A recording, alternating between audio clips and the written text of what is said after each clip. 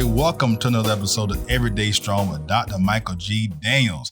As you can see, Dr. Michael G. Daniels is enjoying his retirement right now. He is out at his place.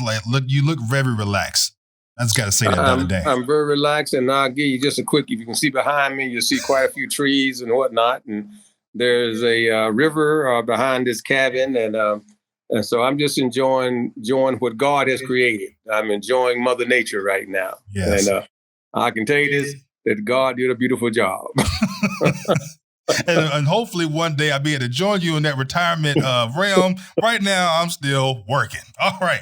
So today, folks, we got a great topic, which is dealing with change. And me and Dr. Daniels were sitting there talking before I hit the record button about how no matter what you do in life, one thing is consistent, is always going to be some type of change.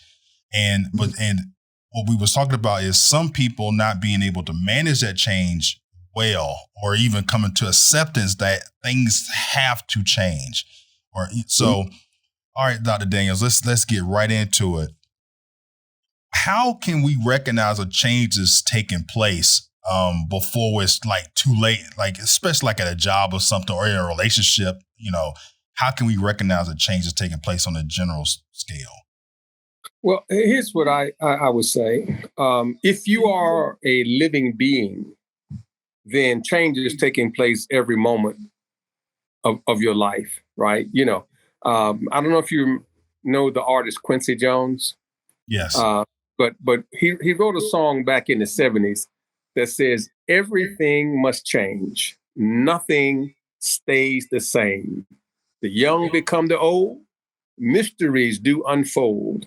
Everything must change. The spring becomes summer. Fall becomes winter. And that's just the way life is. The problem is not that we are not always changing.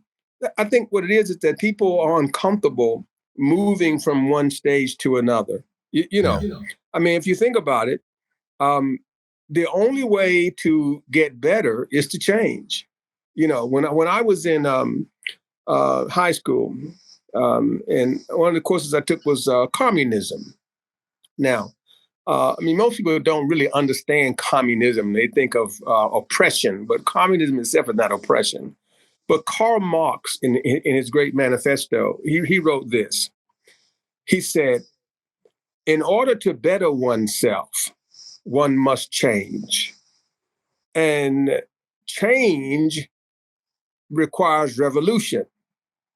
And in revolution, some idea or something or someone must die. And so to me, if you think about it from that standpoint, you can't be better in life unless you change. If you always remain who you were, you will never become what God intended you to be. Right. That's a good point. And so when you get to that point where you see the change happening, you know it's a good thing.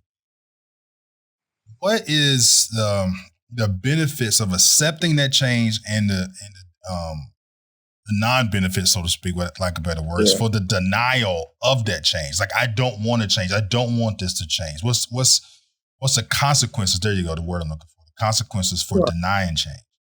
So I think most people deny change. When you think about it, in my opinion, because there's some comfortability about I guess conformity. You know what I'm saying?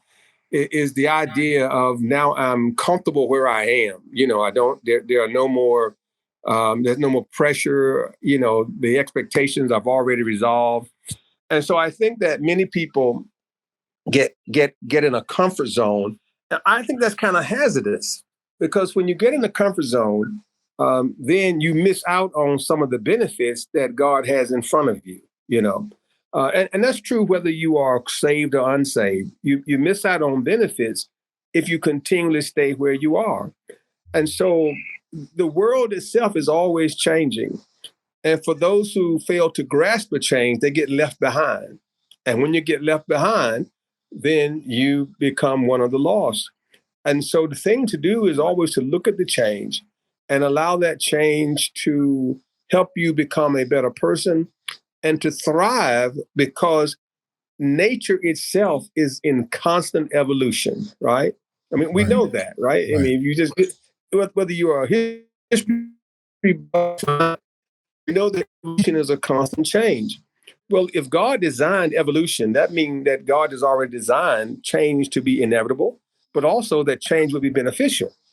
And so, in order to reap all the benefits of evolution, we must be willing to adapt and accept and anticipate the change. Because the more you anticipate it, the better you are to benefit from it. Yes. You know, one thing we can talk about now, and with the pandemic almost in a complete rearview mirror, is that we all had to go through a change over the past couple of years. Some people accepted it. Some people adapted to it. Plenty of businesses out there, we talk all the time about business, and was able to adapt to it. And some businesses was not able to adapt to it. And we talk about relationships. Like all of a sudden, you know, the husband that was gone, the wife that was gone for, you know, 3/4 of a day was at home the whole time. So people started recognizing some issues that they had going on. So where I'm going with this is, let's say for like relationships, you know, when we was talk about marriage and people always having to evolve as time go on, because people are not the same every day. It's not going to be the same person that you married. If you married them at 20, they're not the same person at 40. Hopefully they're not the same person. No, right. No one will ever be, you know, the same. So go over that, like that how to deal with a person they're with changing, going through evolution of themselves, so to speak. And you know, and I would say this, that's a huge problem, and I'm glad you brought that up with marriages and relationships, is that people like to think that we will always be what they met initially. And that's not true. And I oftentimes hear women say, well, I've changed, but I've outgrown the man. And that's not necessarily true. It's just that you both changed in different ways. He changed and you changed, and the way you all changed may not have been compatible. But that doesn't mean he's who he was. That just means you all changed in different ways, right? The people that accept the change and anticipate the change tend to benefit the most from it. You know, and I'll give an example. I'll use myself as an example because, you know, I don't mind touching on me. When I first met my wife, a romantic evening was taking her to movies and then to Pizza Hut. Okay. That was because that was the Italian, all right. So Pizza Hut Italian, you could get pizza, you could get lasagna, whatever, and they had the salad bar. Okay, that was a romantic evening. But now, if I do that today, that no way will that consider. That's not a romantic evening, right? Right. Because her expectations have changed, right? So now I have to go to a 5-star restaurant. You know, I can't even do Olive Garden. You know, that's still not romantic. It's got to be a 5-star Italian place. Well, if you anticipate the change, you're better able to deal with it. Now, one could get mad and just say, "You ain't never satisfied." You know, you ain't never satisfied. Or one can anticipate the change and say, "Let me automatically upgrade." So if I started out taking you to Pizza Hut, I moved from Pizza Hut to Olive Garden. So this time, you know, we going to Amores, you know. Right. We going to see if you anticipate the change, stay ahead of the curve. And that way people are, you know, you get more out of what you're doing rather than getting upset because the change occurs. And it's the same thing in relationships. You know, people's expectations become different the longer you're together. But if you don't anticipate that, then things become stale, right? And because your desire is different. You know, when I was 20, what I wanted is different than what I wanted at 40 and what I wanted at 60. You know, and it'll probably be different if I am blessed to see 70. But the beauty is to anticipate the change, adapt to it, so both individuals can benefit from the maturity process that we are now, you know, going through. Now I'm gonna ask this question: is it beneficial to, like, if you see something being stale between both parties? Can you create the change? Like, go ahead and say, okay, let me, people call it spicing things up, but it's, like, can you create a moment and have a catalyst to create a change for the better?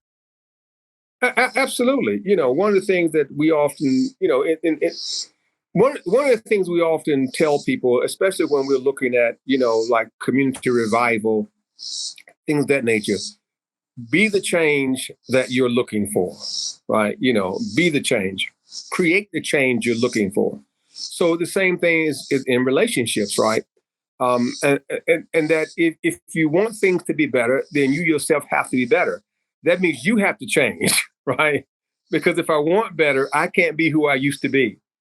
Because if I'm who I used to be, then that means you get what you used to get from me. So in order for things to be better, I have to be better, which means I'm creating change in myself because I'm changing myself so that I then can become that which I know needs to happen in order for the relationship to flourish. And that's key in any relationship, whether it's a romantic relationship, whether it's a friend, relationship, or whether it's a work relationship. It's the same thing no matter what, right? If I am your employee, for example, right, you don't want me to be the same person I was when you first hired me, right? Right. Your expectation is, wait a minute, you've been here for 2 years now, right? Mm-hmm. You should be better than you were when I hired you. So if I want to engender, your respect, then I have to change. I have to become better. I have to anticipate what your future needs are, not just what your present needs are. And so your future needs is a part of the change process. So let's talk about another aspect of change, which is the change that is not in your control, so to speak. Like your supervisor getting fired, or God forbid, your spouse passing away, or your spouse is leaving you, saying, "I don't want to be here anymore," and they just up and leave. They don't even want to work on it anymore. Like something that you cannot, is out of your control, completely out of your control. How do we deal with that? Well, it's much simpler than people think because first of all, let me say this: 99% of change is out of your control. Okay, for example, every year that I'm older, I change out of my control, right? Because I can't stop getting old. It's gonna happen. Okay, Right. right. So that's out of my control.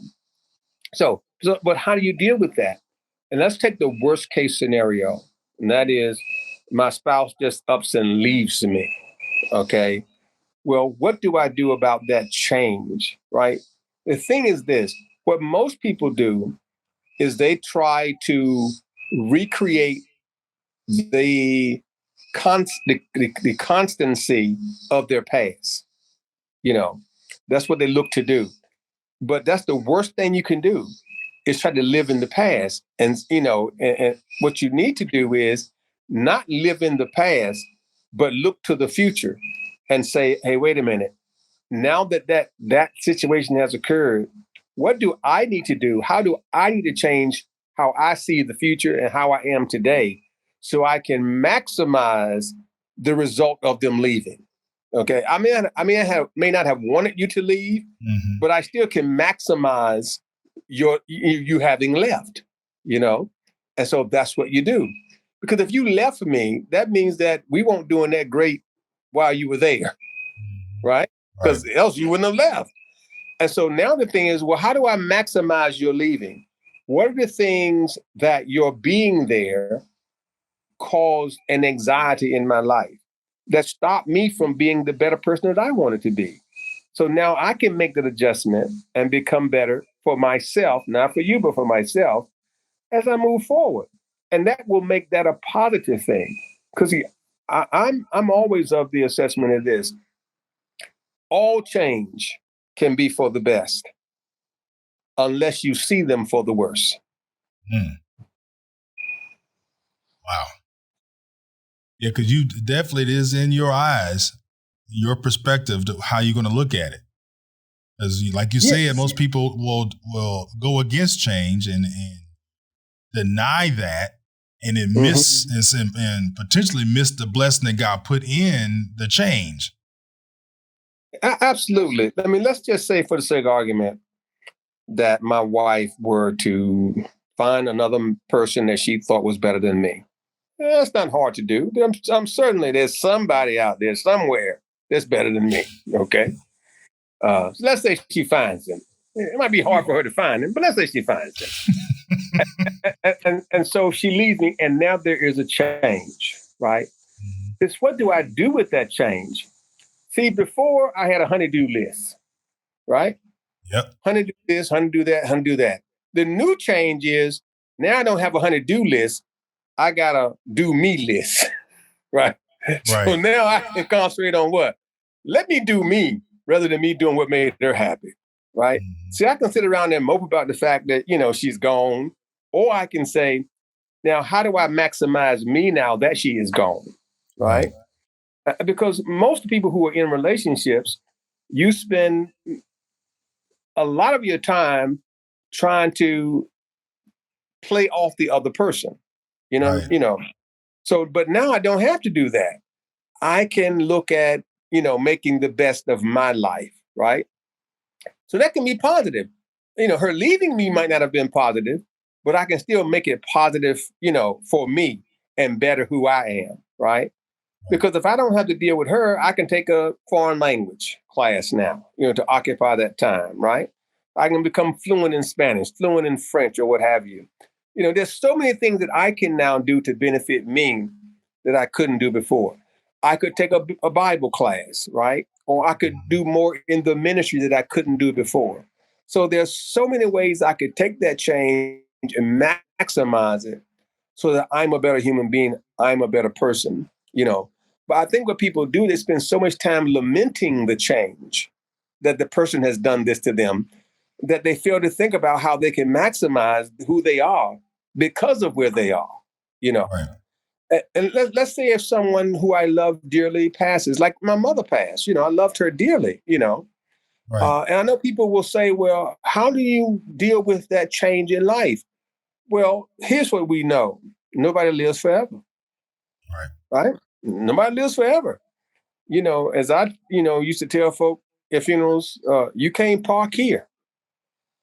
The tow truck of life will hook up and pull you away, right?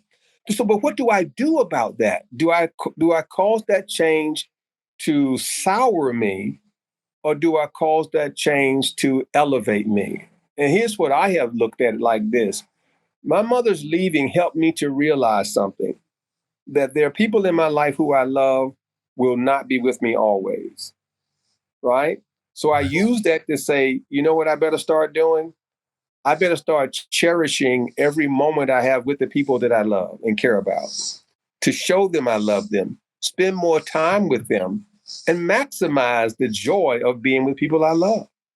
Yeah. So, that's why I'm saying the change can always be viewed in a way to help you to be better. If you just make that decision that, you know what, I'm going to let this move propel me forward rather than letting this hold me back. Yeah. Which brings me to another point too, is sometimes God will remove something from you to propel you forward. Mm-hmm. But it's that recognizing that, okay, why did this happen? Why is this gone? Like you said, if something was to leave and you all of a sudden you have this extra time, you have extra 5 hours in a day.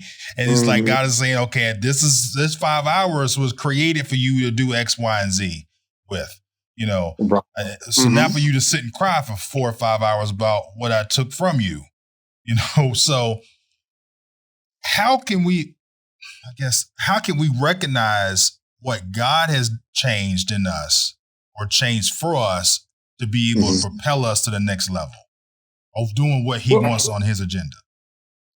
Well, I would say this to those who understand the scripture. Here's what Paul wrote in Romans. All things work together for the good to them that love the Lord and are called according to his purpose. So if I am a believer, then what I have to accept is this, that no matter what has happened in my life, it is because God has designed it to propel me forward in my spiritual walk, right?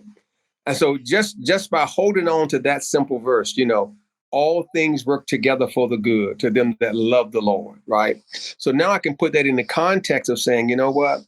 God meant it for my good. The devil may have meant it for my bad, but God meant it for my good. So let me not look at what I have lost. Let me look at what I have gained, Right. as a result of this thing. And that helps you move forward, because so many people don't do that. They do the opposite. They focus on what they have lost, right? They focus on what they don't have, Right. rather than focusing on where God has placed them at now and what they do have, and the opportunities that have been created because of what they consider to be a loss. I think about Joseph, for example. Joseph told his brothers, and this is in Genesis, as you know, he said, you meant it for bad, but God meant it for good, you know. And to me, that's pivotal, not Right. pivotable. That's pivotal. That oftentimes we look at it like, oh, the devil is busy, the devil is this and the devil is that. Right. Right. My thing is, no, the devil is not more powerful than my God. So, no matter what the devil is doing, God's going to make it work out for my good. Yeah. I remember you said, I think it was in Bible study one time, you said the devil or demon is only allowed to do what God permits it to do. Right. And at that time, I didn't quite grasp it. But then when I was in class, it was mentioned again. And I said, wait a minute. So that means anything that's bad that happens, it was for my good. So if I get a flat tire, it was for my good. And then it's like, wait a minute. So if the demon is influencing me or trying to influence me to do something, and I recognize it, then I can, I see now. Okay. So it's like God is using that to get me to go to another direction in the way he wants me to go. And I was like, got it. So it was eye-opening to me when I heard your words, and then I got a little bit more confirmation on it. I was like, now I see what Dr. Daniels was talking about. Because you can look at change in a negative way, like you said earlier, and be like, well, wait a minute now.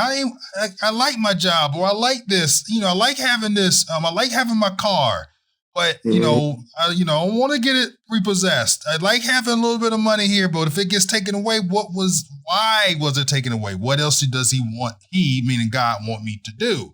And so when you look at it that way, things change a little bit.